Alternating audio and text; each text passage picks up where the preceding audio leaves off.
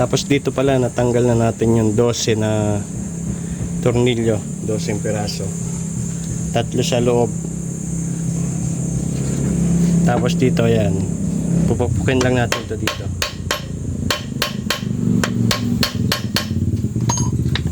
Para kumaan.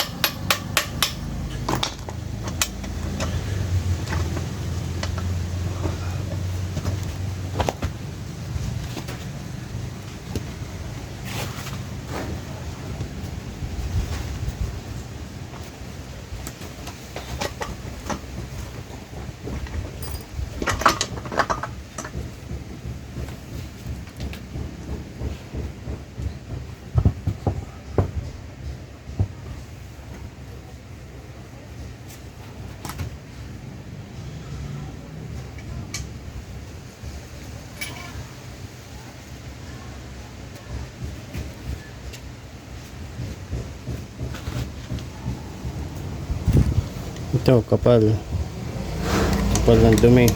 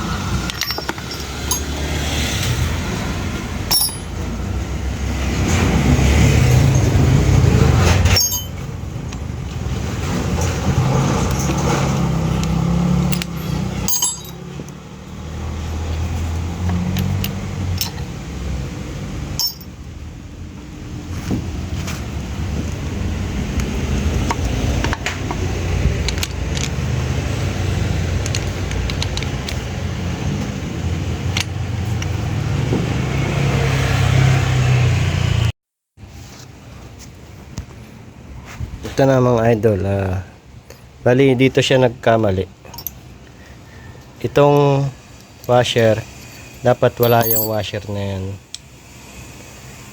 Dapat ganito yan, pasok yan dyan.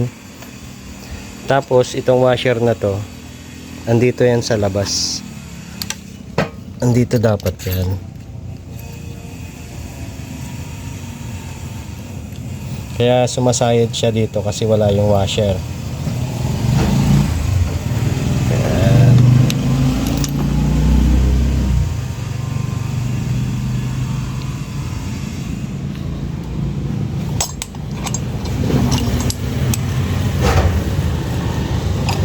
Check natin yung push rod.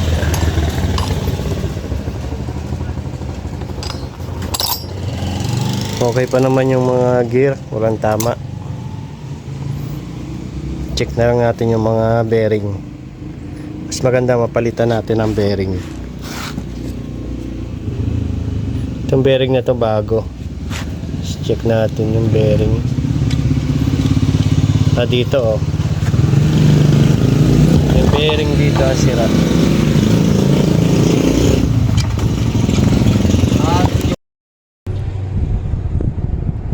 Bali ito na, bubuhin na natin siya. Bali nagpalit tayo ng bearing.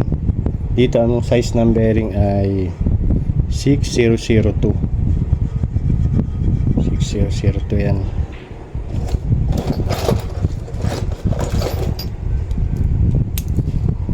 Tapos itong dalawang malaki, okay pa naman siya, di pa naman siya maingay. Ang size pala nito ay 6204.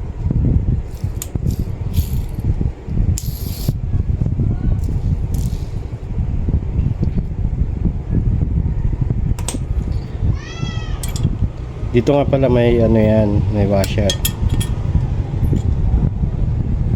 Yung oil seal, tapos washer. Tapos itong bearing.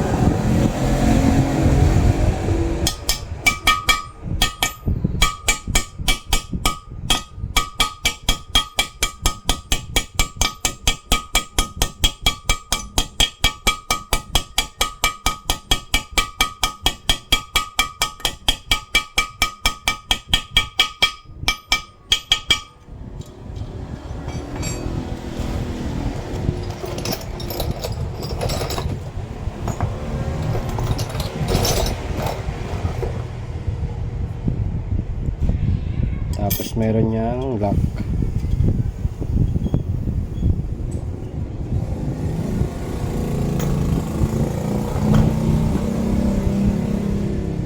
Dalawang tornilyo.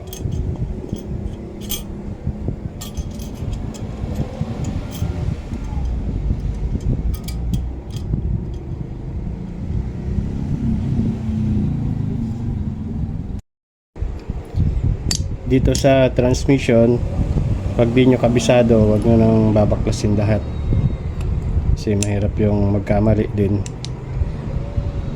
Pero pag kabisado nyo naman, nasa inyo yan kung kakalasin nyo pa o hindi na. Pero para hindi ka na mahirapan, wag mo nang kalasin. Tapos ito, dito hindi ka na mahirapan kasi talagang hindi naman siya makakalas.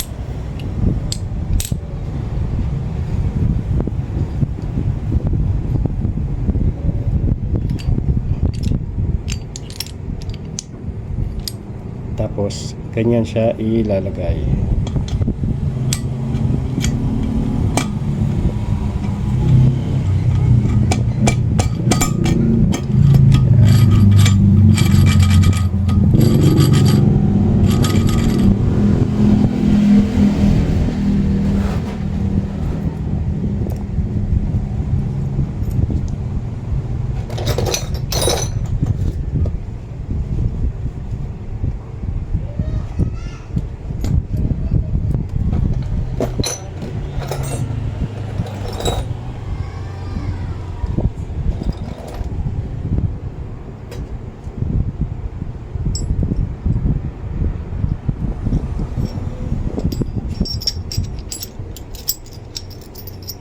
Tapos dito sa shifting fork,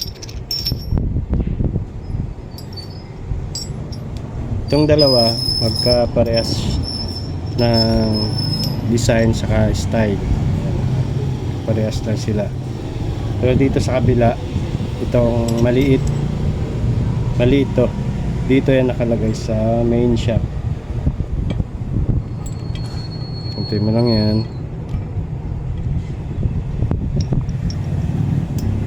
Tapos ito naman nakapababa. Itong mahaba, pababa.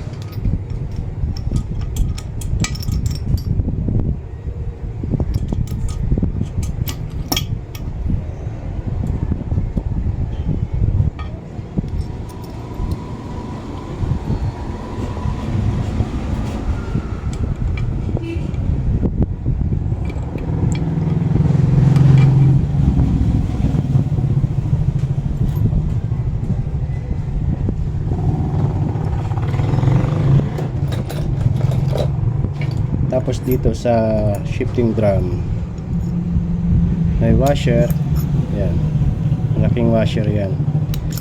Nalagay mo dito. Tapos may pin yan, nalagay mo dyan sa loob.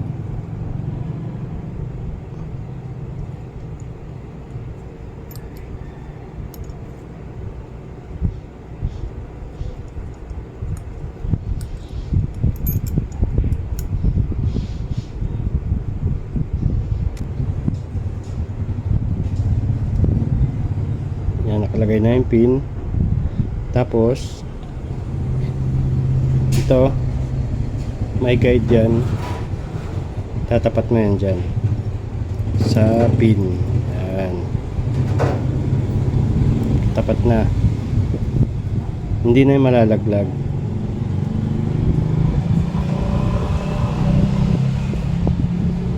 Tapos ito naman nakatapat yan dito banda.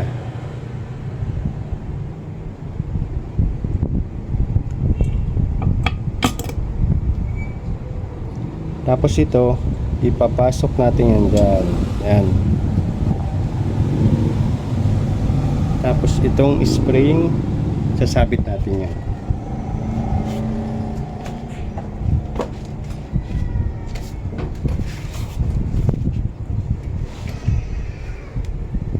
Sasabit natin dito. Nakasabit na.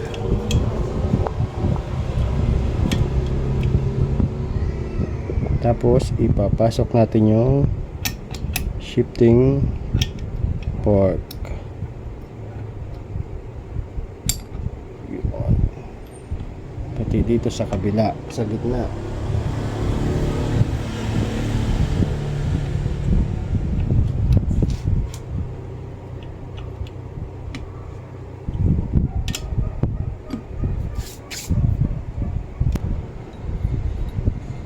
Tapos itong dalawang pin, lalagyan natin ng langis para madulas. Dito natin lalagay yan.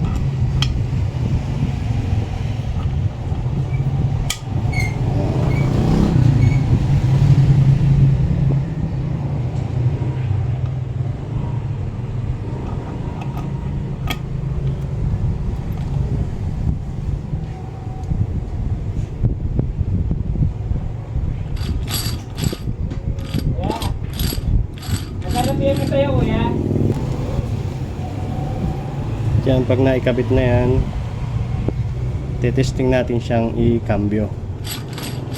Bali yung ganito, pag nakatapat yan dyan, naka-neutral siya.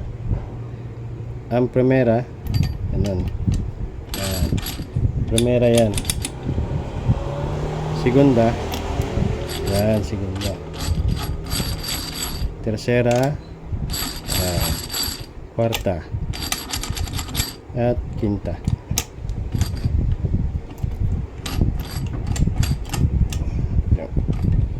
Matigas lang siya. Ipasok. Yun. Yan ang quinta niya. Kwarta. Tercera.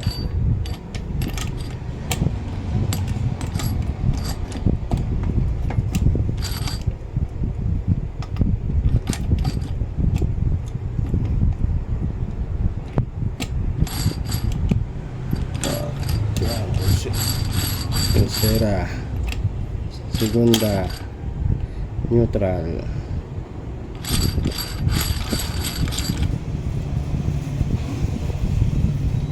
Tapos ilalagay na natin yung sigunyan. Dito walang washer, dito nakalagay.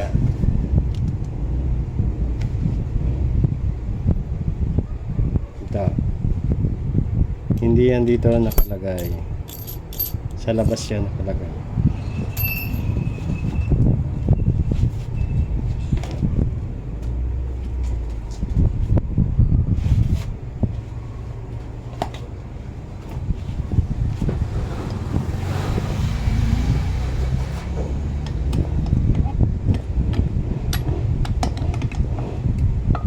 Baliktad.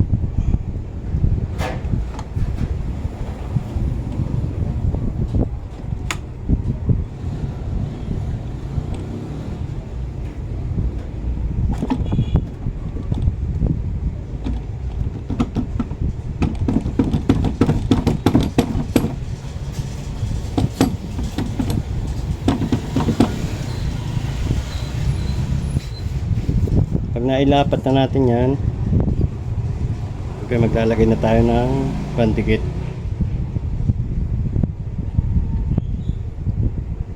Tapos dito, ikakabit na natin din yung bearing. Bali yung isa pala, magpapalit tayo ng isang bearing. Kasi medyo na rin to. May tunog. Tapos may kalog na.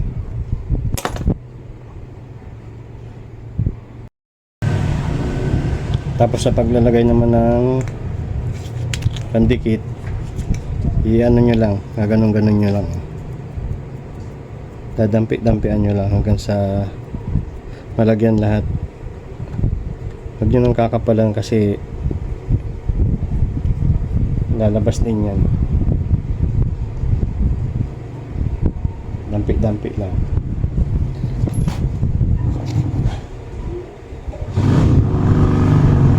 Magkabila yung lalagyan nyo para sigurado din. Dito, meron din yan.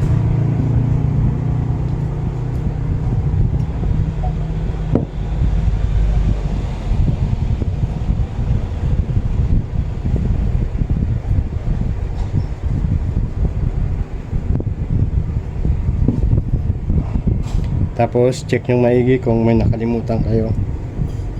Pag wala, lagay nyo na to.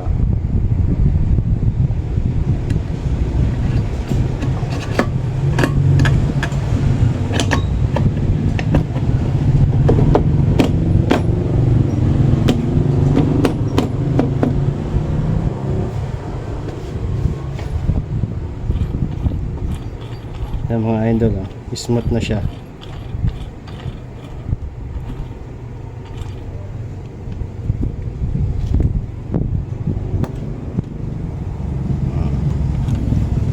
Smooth na umikot.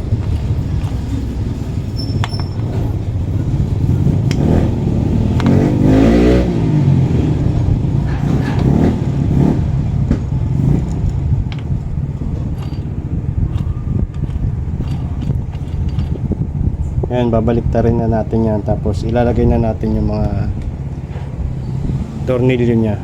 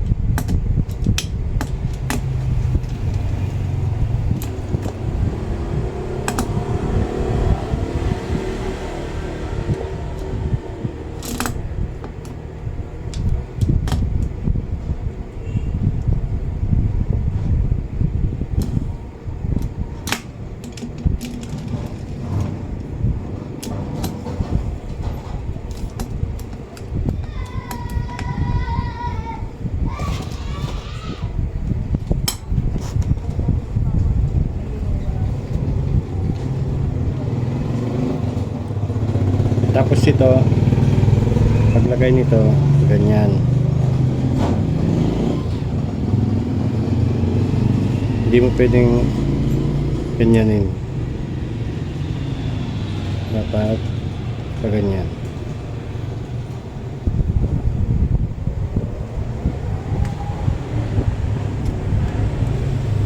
Dito sa butas.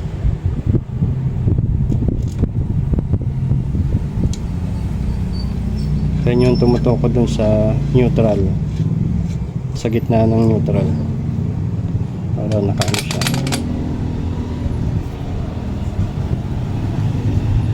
At ito, kung may torque rings kayo, higpitan nyo lang kahit mga 10 Newton meter. Pero kung wala, okay na yung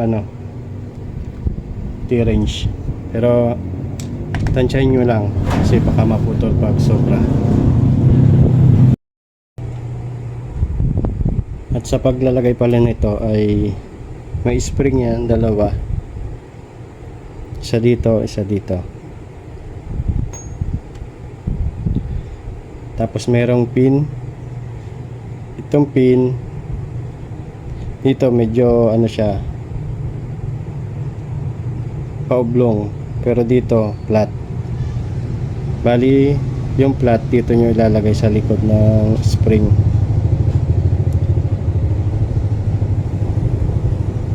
Ayan. Tapos titingnan nyo kung alin yung para sa kanan, alin yung para sa kaliwa. Kailangan pantay siya dito kasi pag baliktad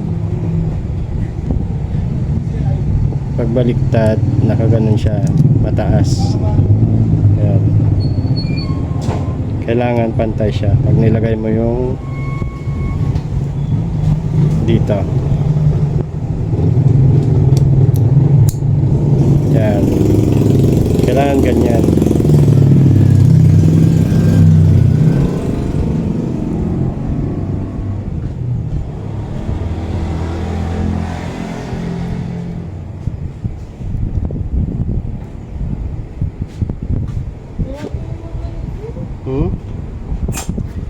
Gasolina ko.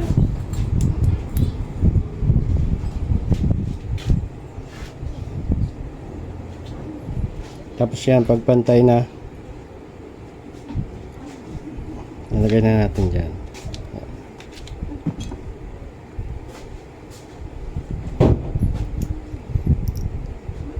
Tapos ilalagay na natin itong stopper nya. Stopper.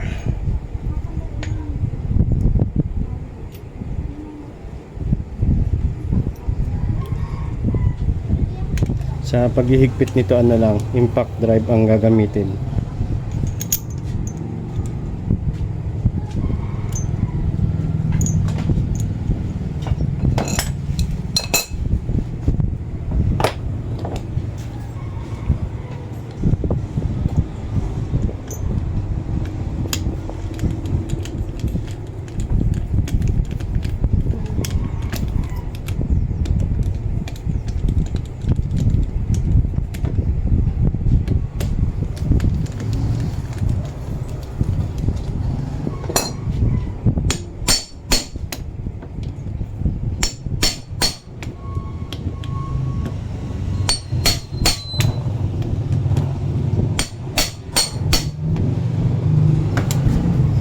Tapos galaw-galawin nyo, yan, gumagalaw siya. Kasi pagbaliktad yan, matigas, hindi siya iikot. Tapos lagay na natin to shifting spindle.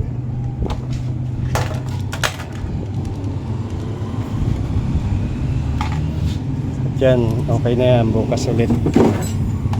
Yan, bukas ulit tayo gagawa at mag-aalas 6 na ng gabi.